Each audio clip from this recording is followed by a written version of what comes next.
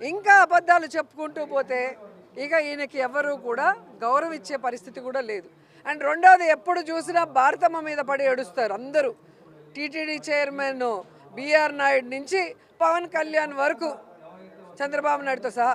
మరి తెలుగు వాళ్ళ నూతన సంవత్సరానికి చంద్రబాబు నాయుడు భార్య ఎక్కడికి వెళ్ళింది? హెరిటేజ్లో కూర్చొని పాలు వెతుక్కుంటున్నారా? ఎందుకు ఉగాది వేడుకల్లో పాల్గొనలేదు? ఎందుకు భార్య సమేతంగా మరి కనిపించలేదని నేను అడుగుతున్నా. మీరు అడుగుతారు కదా. మా జగనన్న, మా వదిన భారతమ్మ ఎంత లక్షణంగా ఉగాది పండుగ జరిపి ఈ రాష్ట్ర ప్రజలందరికీ కూడా విషెస్ చెప్పారు. మరి సనాతన యోధుడు ఏదో హిందూ ధర్మాన్ని, హిందూ కల్చర్ని కాపాడడానికి పుట్టినట్టు కథలు చెప్తాడు కదా పవన్ కళ్యాణ్. మరి ఆయన భార్య తెలుగు వాళ్ళ నూతన సంవత్సరం ఉగాది టైంలో ఎక్కడికి వెళ్ళారు? ఎందుకు రాష్ట్రంలో కనిపించలేదు? ఎందుకు ప్రజలకు విషెస్ చెప్పలేదు భార్య సమేతంగా వచ్చి? మరి ఎక్కడ గాడిదలు కాస్తున్నారు, ఎక్కడ తిరుగుతున్నారు అని నేను అడుగుతున్నాను. ఉగాది రోజున వైఎస్ జగన్మోహన్ రెడ్డి, వైఎస్ భారతి గారి కుటుంబ సభ్యులు సమేతంగా పండుగ చేశారంట. చంద్రబాబు నాయుడు గారు, పవన్ కళ్యాణ్ గారు, బిఆర్ నాయుడు గారు ఏం చేశారంట? నాకు అర్థం కాని విషయము. ఊర్లో ఉండే వాళ్ళు మగవాళ్ళంతా ఏం చేశారనేది తప్ప నీకు ముందు నీ మొగుడు ఏం చేస్తున్నాడు అన్న ఆలోచించావు ఎప్పుడన్నా రోజక్క? అధికారంలో ఉంటేనే మీ జగన్మోహన్ రెడ్డి, అధికారంలో ఉన్నప్పుడు మాత్రం జగన్మోహన్ రెడ్డికి సాంప్రదాయాలు, భార్య, గుళ్ళు, పద్ధతులు గుర్తురావా? అక్క, నువ్వు మాట్లాడుతుంటే నిజంగా దయ్యాలు వేదాలు వల్లిస్తున్నట్టున్నాయి. ఆయనకి పదవిలో ఉన్నప్పుడు చెల్లి, తల్లి ఎవరు గుర్తురారు, ఏమీ గుర్తురావు. అలాంటి అవకాశవాది గురించి నువ్వు వచ్చి మాట్లాడుతుంటే మాకు నవ్వొస్తుందక్క.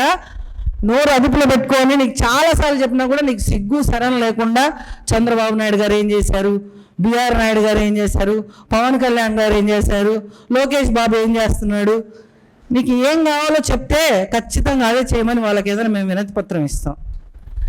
నిన్న ఇక్కడికి వచ్చావు కదా, కరుణను ఏమైనా మంచి బ్రాండ్ ఇచ్చాడా ఏమో నాకు అర్థం కాలేదు.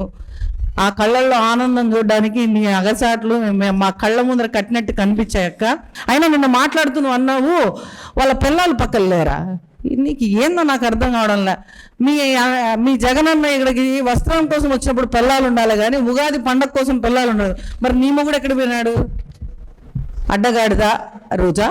నీ మొగుడు నీతో పాటి పూజలో లేడే అంటే మన అన్న ఏమన్నా? సరే, సారీ అన్న కాదు, నాకు బావా. మా బావ ఇంకో సెటప్ ఏమైనా సెట్ చేసుకున్నాడా, లేకుంటే నువ్వెవరితో చేసుకున్నావో కొంచెం క్లారిటీగా చెప్పు. అంటే మనకు మాత్రం మనం చేసేవన్నీ, చెప్పేవన్నీ శ్రీరంగ నీతులు, చేసేవన్నీ వేరే పనులు అని. నువ్వు చేస్తే వ్యాపారం, మేము చేస్తే ఇంకొకటి అంటే ఎట్ట చెప్పు? నీకు మాత్రం మొగుడు ఉండబల్లా, ఇంకొకళ్ళకి మాత్రం పిల్లలు ఉండాలి. పిల్లలు వాళ్ళకి పనులు ఉన్నాయా, వాళ్ళు ఎక్కడున్నారో నీకు చెప్పాలా, ఫోటోలు పెట్టాలా, సరిపోతుందా? లేకపోతే నిన్ను కూడా తొడబోవాలా? ఎక్కడికి పోతే అక్కడికి ఏం మాట్లాడుతావు? అడుగురి ఇడుగురి బిఆర్ నాయుడు గారి దగ్గరికి వస్తావు, అడుగురి ఇడుగురి పవన్ కళ్యాణ్ గారి దగ్గరికి వస్తావు, అడుగురి లోకేష్ బాబు దగ్గరికి వస్తావు. నీకు ఏం అవసరమో అసలు ఎందుకు మాట్లాడము? అంటే ప్రజల సమస్యలు లేకుండా పరిపాలన జరుగుతుంది గత 2 సంవత్సరాలుగా. కాబట్టి మీకు సమస్యలు లేవు.